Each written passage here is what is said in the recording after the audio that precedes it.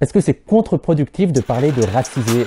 Est-ce que ça nous enferme dans des identités et est-ce que ça fait de nous des victimes? Ça, c'est en tout cas ce que pense Rachel Kahn dans une interview dont on va parler aujourd'hui. Moi, je ne suis pas racisée et je ne me fais raciser par personne. Vous vous souvenez, la semaine dernière, on a parlé du concept de premier concerné et comment ce concept pouvait être utilisé par nos ennemis contre nous. Et là, on a une illustration avec Rachel Kahn qui est devenue la nouvelle coqueluche des médias et vraiment le butin de guerre des médias comme Valeurs Actuelles ou Le Figaro. Alors pour ceux qui la connaissent pas, Rachel Kahn, c'est vraiment une personnalité un peu touche à tout. Elle a fait un peu de tout. Dans sa jeunesse, c'était une sportive de haut niveau. Elle a aussi écrit des romans, elle a été actrice. Ça, c'est un CV intéressant. Mais ce qui nous intéresse aussi dans ce cas-là, c'est qu'elle a participé à des productions antiracistes. Elle a notamment tourné dans le film d'Amandine Gay, Ouvrir la voie, où il y a des femmes noires qui parlent de leur identité de femme noire et de la complexité de cette identité. Et c'est ça qui explique pourquoi elle plaît autant à ces médias de droite. Et si elle fait parler d'elle aujourd'hui, c'est parce que elle a pris position dans plusieurs médias, elle a pris des positions politiques contre l'antiracisme politique. J'aurais aimé que sur ces questions-là, et notamment sur les questions de la police et entre guillemets de ces bavures, s'il y a eu grave bavure, que ce soit l'ensemble de la France qui soit rassemblé. Grosso modo, pour elle, l'antiracisme politique, il a adopté un discours victimaire et il exagérait le racisme qui existe en France. Et il y aurait en gros des entrepreneurs du racisme qui feront tout pour que la race continue à exister, alors qu'en France, il n'y a plus vraiment de problème raciste. Et l'une des illustrations de ça, c'est le mot racisé. Elle s'attaque au mot racisé, elle va préférer le mot racé. Et pour elle, le mot racisé, c'est en fait s'enfermer dans cette logique victimaire. Quand on est racisé, c'est qu'on est forcément une victime. Alors moi aussi, je n'aime pas trop ce mot. J'ai toujours trouvé que ça renvoyait parfois à cette image du non-blanc diffusée par exemple, SOS Racisme, qui est forcément victime, avec l'idée de touche pas à mon pote, qui est vraiment une victime.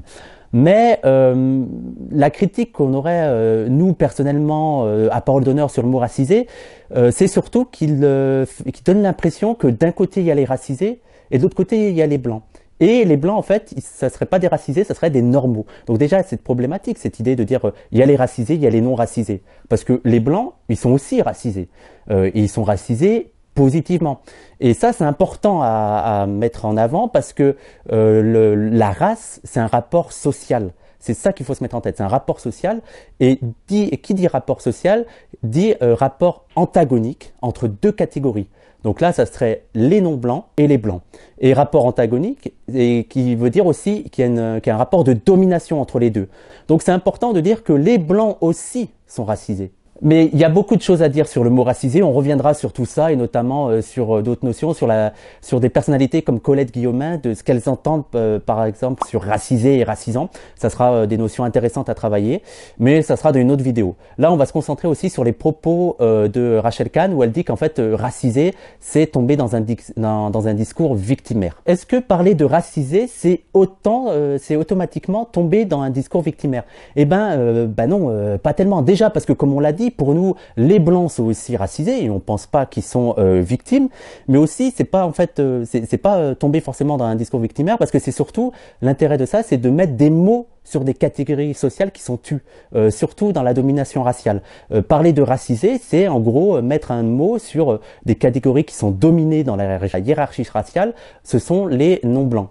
Alors oui, là, l'usage qu'on en fait actuellement, ça sert à qualifier ceux qui sont dominés dans la hiérarchie raciale, mais est-ce que ça veut dire automatiquement tomber dans un discours victimaire?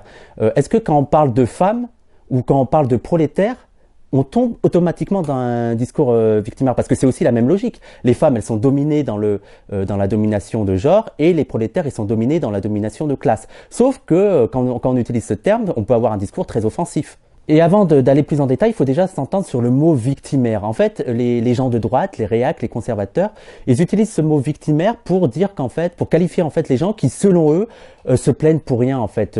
Ils pleurnichent alors qu'ils sont victimes de rien. Et en gros, ce serait vraiment les caliméros. Faut mettre les choses au clair. Quand on dit qu'on est victime d'une oppression, c'est pas qu'on tombe automatiquement dans une logique victimaire. Et c'est pas seulement le produit de notre pensée. Dans le cas du racisme, mais aussi dans le genre ou la classe, c'est pas seulement la subjectivité des non-blancs qui donne cette impression qu'ils sont dominés.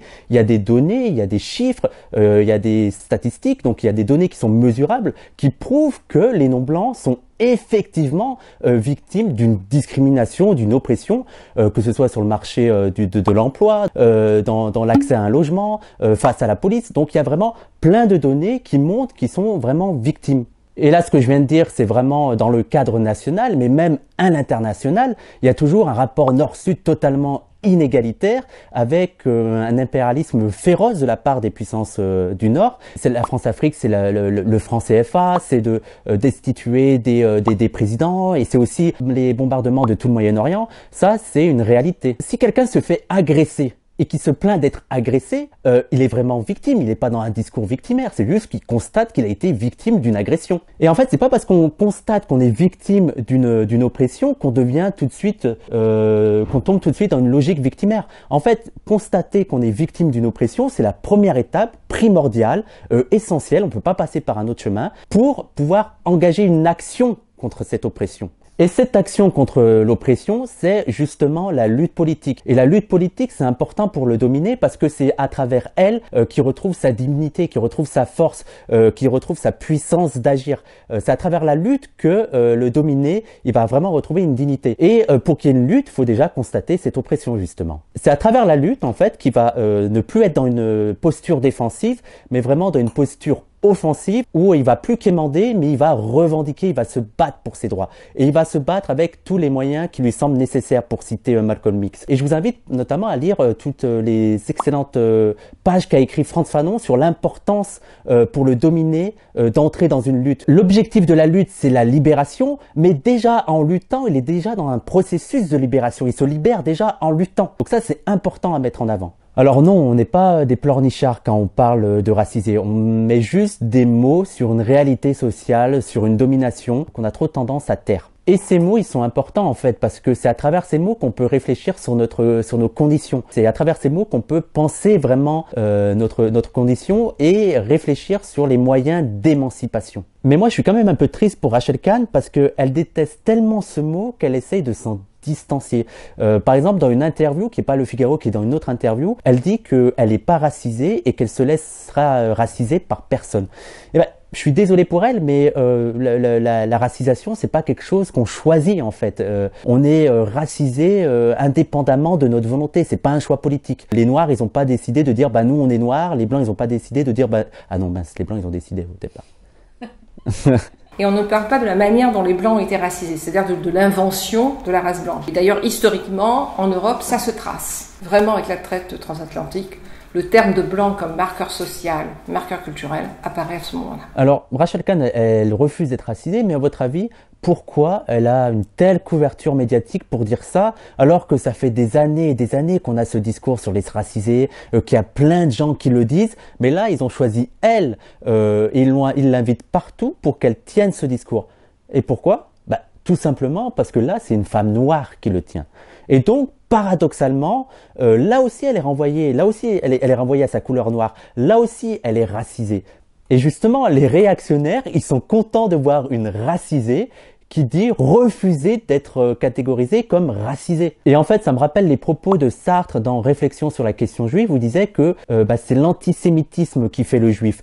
C'est pas parce que le juif serait dans une performance du juif qui deviendrait juif, mais en fait, c'est le regard de l'autre, c'est le regard de la société, c'est le regard raciste qui fait qui va créer le juif. Et là, c'est pareil, c'est la domination raciale, c'est le racisme qui va créer le noir, qui va créer l'arabe, et qui va faire que Rachel Kahn, qu'elle le veuille ou non, elle va être perçue comme une noire.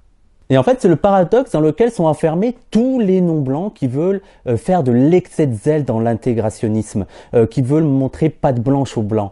Voilà, on en avait parlé la semaine dernière, c'est les Carterons, c'est les Messias, qui veulent montrer que eux, ce sont des vrais Français, que eux, ils sont vraiment intégrés, qu'ils sont des Français comme tous les autres. Mais justement, paradoxalement, s'ils sont aussi exposés médiatiquement, c'est parce que ce sont des non-blancs, c'est un arabe et un noir, qui vont dire que ils sont français. Donc même en essayant d'être plus français que les Français, on va les utiliser en tant que non-blancs. D'une grande erreur 404 dans le logiciel gauchiste aujourd'hui, parce qu'ils vont assister à une ovation de ce qu'ils appellent les fascistes, les racistes et les nazis en train d'ovationner un Français d'origine immigrée. Et là, Rachel Kahn, elle dit dans l'interview qu'elle aurait eu une meilleure carrière si elle était devenue une entrepreneuse de la victimisation, comme elle dit. Mais avant ça, on n'entendait pas parler de Rachel Kahn. Et là, elle a une exposition médiatique justement parce qu'elle vient s'opposer à l'antiracisme politique. Parce que avant, il n'y avait pas grand monde qui avait entendu parler de Rachel Kahn et des livres qu'elle avait écrits, mais là, le livre Racé, il a une grande pub. Hein. Il a une grande pub justement parce que c'est une noire qui s'oppose au discours des antiracistes. Elle veut se montrer française, mais elle est utilisée parce que c'est une noire surtout. Et on voit vraiment la délectation qu'a Le Figaro d'avoir ce trophée. C'est vraiment eux qui posent le cadre de l'interview. Et on a le Del Vecchio, on se rappelle Del Vecchio qui s'est fait ratatiner par Ouria Boultelja, qui là vraiment, on sent qu'il est heureux d'avoir enfin une noire qui va dans son sens. Dans la suite de l'interview, il y a Rachel Kahn qui accuse les entrepreneurs de la victimisation, en gros les militants antiracistes, comme quoi ils regretteraient que le racisme ait disparu grosso modo et qu'on essaierait de ressusciter la race et qu'on aurait comme rêve d'être dans l'Alabama des années 1950. Donc, faut quand même s'arrêter 2 secondes sur ce propos. Elle sous-entend que nous, les militants antiracistes, en fait, on rêve d'être dans une époque où les Noirs se faisaient lyncher. Donc moi, je comprends que Rachel, elle veut plaire aux Blancs, mais là, c'est quand même assez gros. Cette idée comme quoi on serait des frustrés, des paranoïaques, qu'on serait frustrés d'être nés dans la France du 21e siècle, qui serait plus raciste, et que donc nous, en fait, on est assez pervers, on essaierait de ressusciter la race, ressusciter le racisme, pour pouvoir ensuite se plaindre du racisme. C'est débile, quoi. Alors oui, Rachel, on n'est pas dans l'Alabama de 1950, mais il y a quand même du racisme en France. Est-ce que tu veux qu'on parle de tous les indigènes qui sont morts sous les mains de la police? Amin Bentounsi, Adama Traoré, Angelo Garant, Amadou Koumé. Et là, j'en cite que 4. Il y en a des dizaines, vraiment des dizaines d'indigènes qui sont morts sous les mains de la police. Donc c'est quoi pour Rachel Kahn si c'est pas du racisme?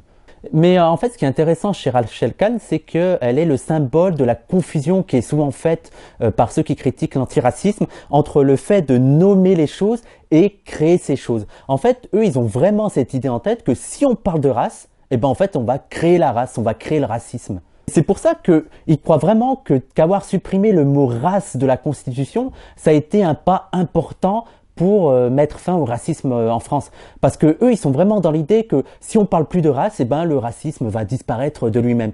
C'est aussi logique que si on disait, bah écoutez, si vous voulez lutter contre les classes, parlez plus de classe. Voilà, cher ami révolutionnaire de gauche, si vous voulez la révolution, eh ben ne parlez plus du mot classe. Et Rachel Kahn, elle est totalement dans cette logique-là, intégrationnisme et d'égalité des chances. Elle fait vraiment l'éloge de la France dans ses discours en disant que, en France, il y a l'égalité des chances, il y a la méritocratie. C'est l'idée que si on veut, on peut. Alors, peu importe pour elle que toutes les études sociologiques montrent que non, il y a une reproduction des inégalités, que quand on est fils de prolo ou fils de noir ou une femme, on a plus tendance à subir des inégalités. Elle, peu importe. Pour elle, il y a une logique individuelle qui veut que, suffit de se retrousser les manches et on peut y arriver, quoi. On peut surpasser tous les obstacles. Ça, c'est une idée qui est super courante dans les sociétés actuelles parce qu'on est vraiment dans une société qui encense la liberté individuelle. On veut surtout pas avoir l'idée que il y a des structures qui sont au-dessus de nous qui nous empêchent vraiment d'être libres et de faire ce qu'on veut. Non, pour eux, c'est vraiment la liberté individuelle. Si on veut, on peut. Et souvent, ces gens-là, ils vont faire comme elle fait Rachel Kahn. Ils vont prendre leur exemple individuel. Grosso modo, si moi j'y suis arrivé, c'est que tout le monde peut y arriver. Rachel Kahn, elle est comme ça. Elle est dit, moi, j'ai pas été dans le discours victimaire. Je me suis battu et regardez, j'y suis arrivé. Mais ça, c'est totalement débile.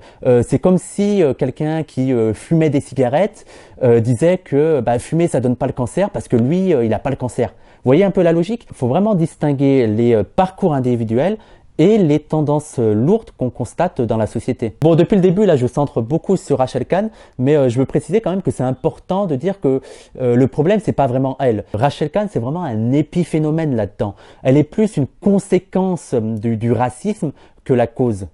Parce que dans toute l'histoire de l'indigénat, des Rachel Kahn, on en a eu plein. On en a eu par le passé, on en a maintenant et on en aura dans le futur. Et les Rachel Kahn, en fait, elles sont le produit de la domination raciale. Elle a aucune originalité, c'est juste une racisée de plus qui vient un peu servir la soupe du discours réactionnaire, du discours raciste. Et voilà, il y en a plein, ça pousse vraiment comme des champignons. Et il faut se mettre en tête que c'est pas eux qu'il faut vraiment cibler, mais que tant qu'il y aura du racisme, voilà, il y aura des Rachel Kahn. Il y aura des indigènes qui vont qui vont servir de faire-valoir, de caution au pouvoir blanc. Nous, il faut pas nous tromper d'ennemis. Pour nous, les ennemis là, c'est vraiment Le Figaro. C'est vraiment Valeurs Actuelles. En fait, c'est tout ce champ médiatique de droite et aussi de gauche qui sont un peu le porte-parole de l'idéologie blanche. Et vous dites, je pourrais remporter la palme de la victimisation, mais je préfère me définir d'abord comme une Française. Et c'est là le sens de cet essai qui est acerbe, qui est très fin, et c'est vrai qu'il résonne comme un cri du cœur. C'est ça leur pouvoir qu'ils ont ici, c'est de propager cette idée avec ici comme porte-voix Rachel Kahn, mais ça aurait pu être n'importe qui, et ils vont propager à travers leur page, à travers leur site internet, l'idéologie raciste. Et nous, qu'est-ce qu'on peut faire face à ça? C'est de développer des contre-pouvoirs. Et là, par exemple, contre cette propagande médiatique, c'est de créer nos propres médias. Voilà, avec nos propres idées et imposer nos propres mots, nos propres termes, et les légitimer sur le champ politique. Il faut qu'on essaye de plus être vraiment tout le temps dans la réaction, de réagir contre tel article de journal et contre telle production médiatique, et qu'on finisse, nous, en fait, par produire, voilà, d'être un peu plus offensif et de développer nos propres médias avec nos propres porte-paroles. Et c'est ce qu'on essaye de faire aussi, par exemple, avec Parole d'honneur. C'est voilà, on essaye de produire un média, on essaye de produire des idées. Donc, si vous voulez aussi commencer par participer à ça, n'hésitez pas à nous soutenir en commençant par partager cette vidéo. Voilà, vous la partagez sur votre mur, sur les réseaux sociaux, et ça permettra de faire émerger des médias qui portent une voix antiraciste conséquente.